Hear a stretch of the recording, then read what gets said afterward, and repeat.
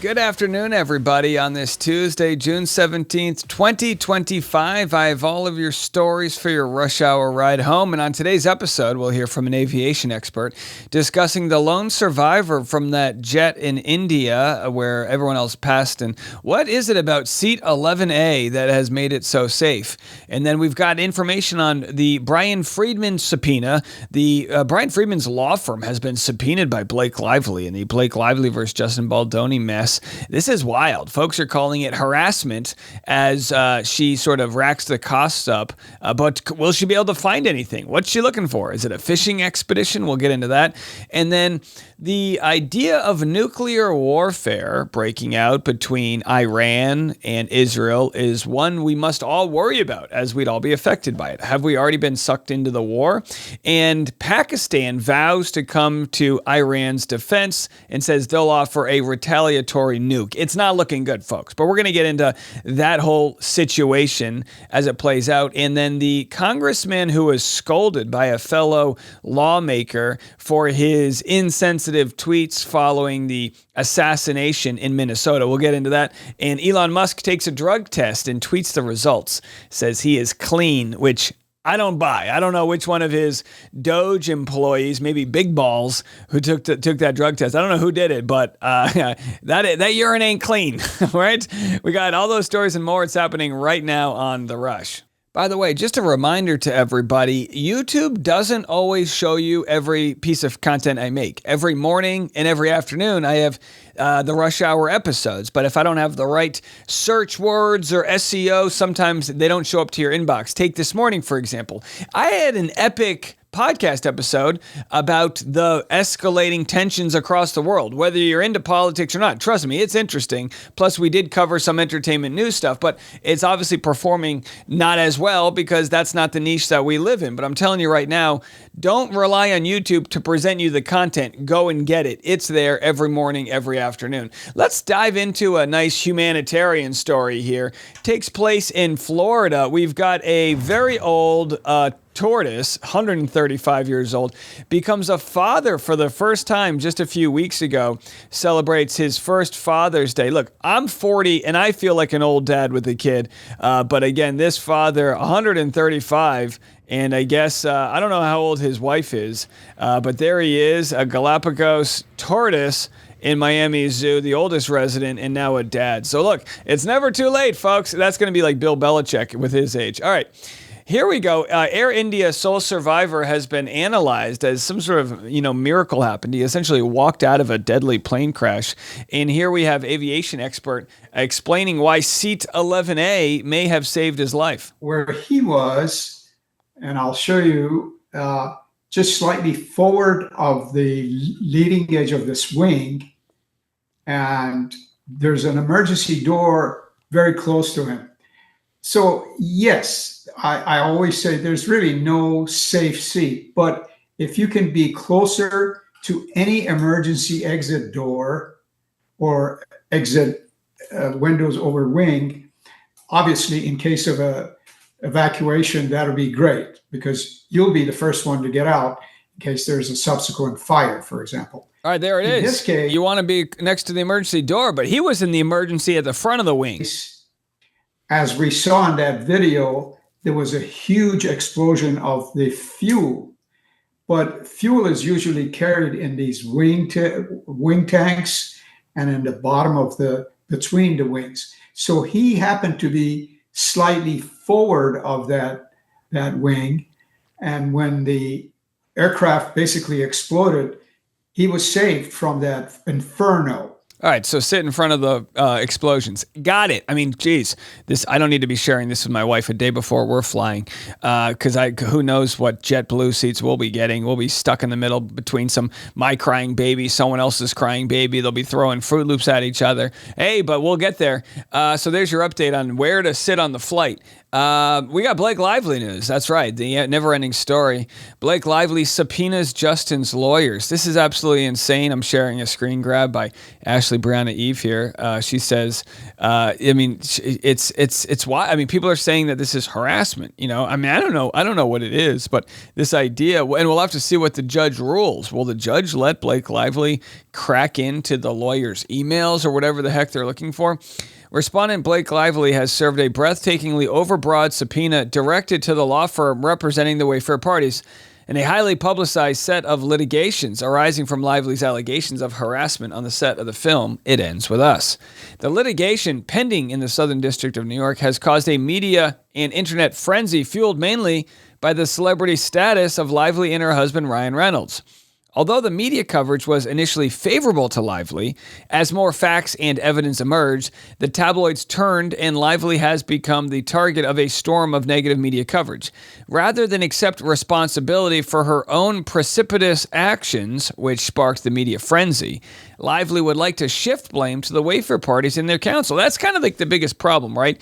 Is that she's got this belief that there's this grand conspiracy to not like her, when in fact, it's just a bunch of people that don't like her. Now, to be more specific, it's actually a bunch of people that could really care less about her. Take myself, for example. I don't care about her. But the more you look into it, the more you realize she just made some lofty accusations that never were followed through with any sort of bite-sized evidence. In fact, not only did she not have evidence, Baldoni in the court of public opinion already shared his evidence, which, did a pretty good job of refuting just about all of her claims. The overheated media coverage of the Lively-Baldoni dispute is merely a sideshow. Nevertheless, Lively has now served an exceedingly broad subpoena, not on the Wayfair parties, but their counsel, targeting the contacts and communications with traditional media outlets and digital providers. Sources of information allegedly conveyed in the media and looked into their financial and telephone records. The individual requests are, on their face, extremely overbroad, sweeping in privileged communications and work product, and reams of information irrelevant or only tangentially relevant to the parties' claims and defenses.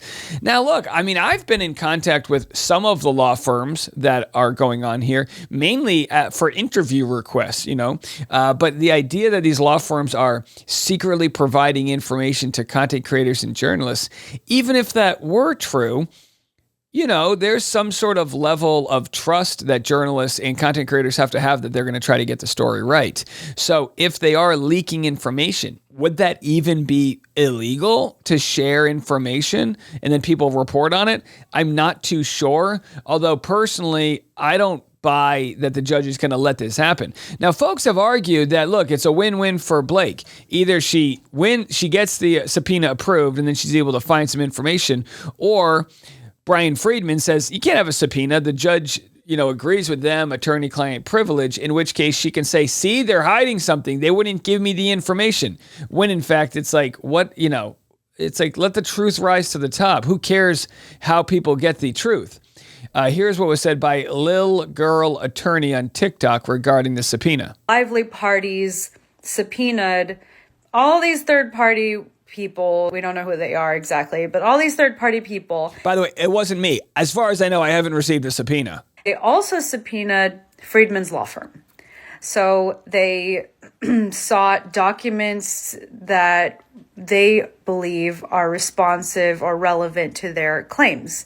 Specifically, they're essentially claiming in this argument, in this motion to compel, that Freedman or his firm or agents of his firm colluded with the Wayfair parties to continue to retaliate and smear Blake Lively in the media. They're asking for a whole list of documents that would help to prove that this is still happening and that Freedman is not just acting as an attorney for the Wayfair parties, but he's actually one of the co-conspirators or one of the people that is perpetuating the retaliation. And that's the idea, right? She used the term colluding, but it's like there's no secret information. If it goes through the court system, both sides will have access to the evidence and they'll argue it and whatnot. Now, if the public gets a hold of that evidence before beforehand. They could formulate an opinion. But isn't that sort of exactly what Blake Lively did to damage Juston Baldoni's reputation? Right? Juston Baldoni wasn't able to get enough burden of proof that he had a defamation case against Blake Lively because the only information she said about him was through her privileged, complaint that she made in California. So they're arguing that they think Bryan Freedman's doing all this stuff without having any evidence that it's even happened. Also, if they did subpoena content creators, would the content creators, would they even, operating as journalists, would they even accept that subpoena, or would they fight it for confidentiality reasons? I really don't know. But it is interesting because it's the modern day world we live in, where you're seeing this day-to-day soap opera play out between Blake Lively and Juston Baldoni, and then the sort of parallel universe of content creators not only commenting on it, but most content creators have picked a side. I personally don't know of any content creators who are like pro Blake Lively. Maybe there's a quack psychologist out there who's a little cuckoo for Cocoa Puffs, but you're not seeing, and I think the case is that most content creators, have it's not all, but a lot of them that are successful have a level of critical thinking skills where they go, not passing the sniff test. And, there's a duty to your audience to try to get it right. Now, there is such thing as audience capture, where you'll give your audience what they want to hear, not what you want to say, because maybe you built an audience, that's more heavily leaning on one political side or the other, and therefore you feel like you need to give them their thoughts. Now, I try to fight that all the time, which is why we always will lose a subscriber or two, because I'm try to be pretty strong in my convictions. For that reason, I hope you guys would consider hitting the subscribe button if you haven't already. Double check. Sometimes YouTube will auto unsubscribe accidentally, so double check and make sure you're subscribed. But there's your update there. We'll have to see what the judge has to say about all of this, as we're trying to glean, is the judge leaning on one side or the other? It seems as though Blake has won more than lost as far as the judge's decisions go, but she's not batting 1,000, and she's got a pretty giant case ahead of her where she's going to have a hell of a hard time proving harassment. If the public sentiment has anything to say, I'm sure jury pools will reflect the public's thoughts that she's full of you-know-what. All right, coming up next, speaking of blowhards that are full of you-know-what, we've got a president pushing us into a new war. We'll have that story for you next.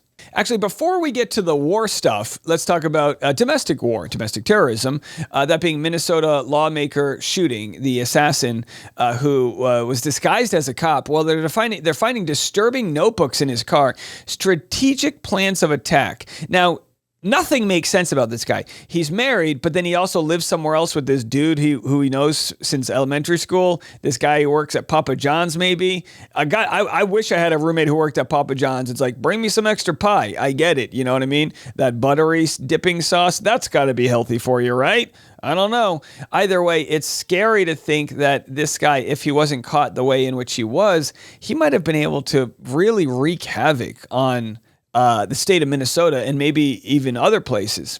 The notebooks found in Vance Belter's car, the man accused of targeting and shooting Minnesota lawmakers this weekend, reveal just how strategic he was in allegedly planning the killings. Here's some photos of those notebooks.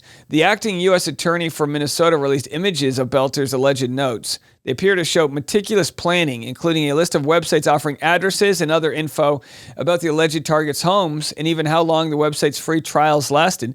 Oh, this guy was cheap. He was doing the free trial version. Now, maybe he was doing that because he didn't want to put in credit cards. I'm not really sure. But they confirmed more than 45 Minnesota individuals, state, federal officials, many of whom support abortion rights, were named in these notebooks, and several had their addresses listed as well. This is horrifying, to say the least, to think that someone could be activated the way that they were to perpetuate so much hate and violence. Now, Donald Trump has not called Governor Tim Walz, which is insane because, when there's a tragedy that happens, usually the government, the top down, people make phone calls and offer support. What can we do to help? Here's what he had to say on Air Force One. On Minnesota, there were a lot of horrific details that came out today about the suspect who's been charged there. Have you called the governor yet or been able to speak to any of them? I don't really call him. He appointed this guy to a position. I think the governor of Minnesota is so whacked out. I'm not calling him. Why? He said, I'm not calling him. He's so whacked out. Why would I call him? Hey, he appointed this guy. Wait, are you victim blaming the governor? What I call him? I could call him, say, hi, how you doing? The guy doesn't have a clue. He's a mess. So, I could be nice and call him, but why waste time? He says, why waste time? That's the garbage rotting from the top that we have in our country. And that is garbage. That's a garbage response. These are Americans. You have to remember, President Trump, these are American citizens. It's not about what side of the political party you're on. It should be about American citizens died, elected officials died over political violence. Here's Senator Smith revealing what she told Senator Lee over his post. Now, you might remember we've been discussing there's really a call to get this guy out of office after he made a mockery over the assassinations of several lawmakers in Minnesota. Here's Caitlin Collins speaking with Senator Smith. You were seen talking to Senator Lee on Capitol Hill earlier. What did you say to him? Well, I wanted Senator Lee, who, honestly, I don't have much. I don't know him well. We have not dealt with each other that much. I wanted him to know about the consequence of his words. And there she is. This photo, if you're listening on the podcast, is of the senator. She's reaming him. And let me tell you something. You got to take it. Like, he's standing there just taking it. And it's like, he should. He did a bad thing. He thought he was some troll online. You're a GD elected official. Grow the F up. And I went to him and I said, your message on social media showed the image of the man who killed my friend. Bingo. Potentially minutes before that happened. And your message was, this is what happens. You need to take responsibility and accountability for what you were saying and doing out there in the social media world. And I think it was actually worse because he kept on tweeting like what some Friday the 13th joke, Nightmare on Wall Street. F off. I wanted him to hear that from me directly and not to for me to tweet out at him. I think that is important, that he understands, again, the consequence of what the impact that his words have on people who are going through so much pain and trauma. This is not a joke. What did he have to say when you confronted him with that? Well, honestly, I don't think this is a person who's used to being confronted. Good. I don't think he's somebody who's used to being challenged, and I think he didn't quite know what to do. You mean he was a little That's what you mean. You mean he stood there like a real hands in his pockets. Oh, boy. Oh, I'm going to think of a response, and I'm going to tweet it at you. I love that she has this Senator Tina Smith here, Democrat from Minnesota. I love that she's got these brass ovaries that's just slapping him around. Put him in his place, that little weak tweeting his little insults here, standing with his hands in his pocket. Did I mention this already? He's a little I approached him from a position of respect and wanting him to understand what I thought. And he didn't have that much to say. What he needs to do is he needs to apologize. I really think that he should take that post down to indicate that somehow this was some sort of a Marxist leftist attack that causes violence is completely false. He's spreading that misinformation and he should correct that. And you know what? And he did it right away. He had to be the first to the tweet. I gotta get this out. I'm gonna get that dopamine rush of my little echo chamber supporters. The F out of here, you little Move it along. Let's go from one bitch to another. Did I set the record for the most times I've said bitch? Now, technically I can say it because I was actually speaking up on behalf of the female senator here and calling him that word. So I think I'm in the clear. Donald Trump, the bitch in chief, said Iran should have signed the deal I told them to sign. What a shame and waste of human life. Simply stated, Iran cannot have nuclear weapons. Said that in all caps. I said it over and over again. Everyone should immediately evacuate Tehran. So he posted this last night, which of course led to massive evacuations. Literally the streets are just littered with people trying to leave. 10 million people. Have you guys ever been to a city that has 10 million people? I've been to some big cities, Mexico City, Bogota. I've been to, lived in New York, Los Angeles. These are big cities. This is chaos to try to evacuate even 1 million people. They suffer from severe traffic congestion, making a speedy evacuation impossible. Now, either Trump's saying that because he's about to nuke the hell out of them, or He's doing it as part of his art of the deal. So then he said this as he left the G7 summit early. Publicity-seeking President Emmanuel Macron of France mistakenly said that I left the G7 summit in Canada to go back to D.C. to work on a ceasefire between Israel and Iran. Wrong. He has no idea why I am now on my way to Washington. Maybe I was playing Cards Against Humanity with my friends. Maybe I had a draft for my summer, football league. I don't know. He has no idea why I'm on my way back to Washington, but it certainly has nothing to do with a ceasefire. Le feu, as the French would say. Cesse de feu. Much bigger than that, whether purposely or not. Emmanuel always gets it wrong. Stay tuned. And this was just after he was photographed smiling with Macron. That's why Trump's another bitch. When he's next to people, he's like, oh, chippity, chippity, chippity. And then he tweets this out from his gold, spray painted shitter on his Air Force One. So then he continues to say, we know exactly where the so-called supreme leader is hiding. He's an easy target, but is safe there. We're not going to take him out. And then in parentheses, he wrote, kill. At least not for now. Oh, thank you. We thought maybe you meant take him out to dinner. We're not going to take him out to P.F. Chang's. We're not going to do that at all. He's paying for it, but we don't want missiles shot at civilians or American soldiers. Our patience is wearing thin. Thank you for your attention to this matter. And then he tweeted or truthed unconditional surrender. And it's like, look, this is mighty words from a guy who says we're not in this war. It's like you keep on saying we. It sounds like we're in this war. You know what I mean? So like, what the hell is this guy talking about on this tweet rage that he went on? Here's former ambassador to Iran saying, listen, the Israeli strikes were illegal. So, don't take it from any Americans. This is coming from other countries. The country that has nuclear weapons is, of course, Israel. And the Iranians have neither the capability nor the intention to attack Israel using nuclear weapons. There was no threat of imminent attack, no credible evidence to present to the rest of the world by Israel, and peaceful means to remove the threat from Iran's eventual potential decision to have nuclear weapons, a decision it has not yet taken. Those negotiations were ongoing. So by every single criterion, Israel is in breach of the international legal requirements for justification of a preemptive attack. Isn't it funny how smart British people sound? The criterion was not reached.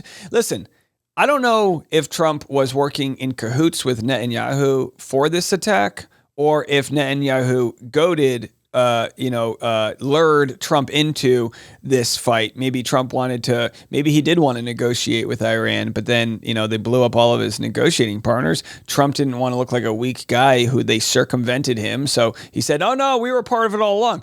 I don't know. I don't care. As a father, I can say this, knock it off. That's what I can say. We had a commenter say, listen, leave a comment, meant well, but they said, listen, I just want our country to stop fighting, for the peace of our children. And it's like, I understand you might not want protests in the streets, but the protests are to stop the insanity, whether it be the immigrants that are being ripped away from their families, which is completely senseless, perfectly fine people that aren't, violent criminals or whatever, or whether it's going into a war that's going to send our youth, really our young men and women, to fight in battles or make us the target of future terrorist attacks. You have to remember, this puts a huge target on our country as other countries develop the technology to send long-range nukes and things like that. Puts a target on us. We don't get to just say, oh, we live all the way across these oceans anymore.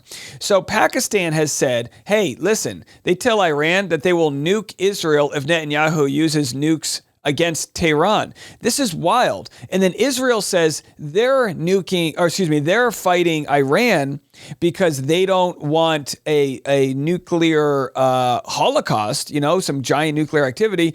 But then folks are saying the amount of destruction they've laid on Gaza is equal to multiple nukes already. So it's absolute madness what's going on. This idea that, we're going to preemptively strike you so that you can't strike us is like, sure, I get it. But also in the world of our laws, whoever punches first is the one who goes to jail, right? And again, this is like, there are so many innocent lives, whether it's in Israel, whether it's in Gaza, whether it's in Ukraine, that are the victims of politicians making decisions the way Trump is, that are escalating to massive war.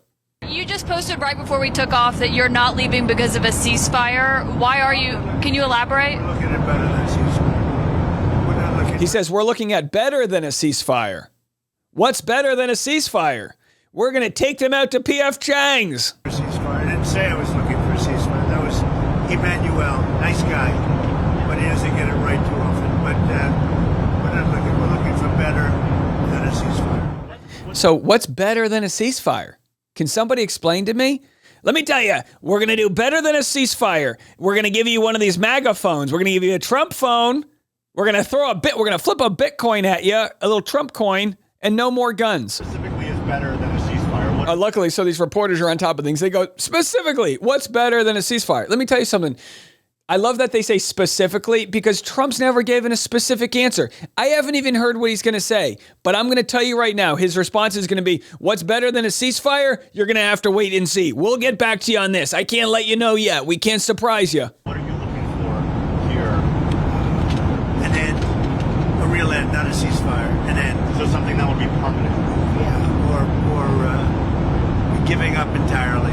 That's okay too. Are you So his idea of something better than a ceasefire is Iran surrendering. Does that mean regime change? Listen, maybe they do need to elect, maybe they have a lot of issues in their country, like a lot of countries do, but this isn't the place for the U.S. to meddle.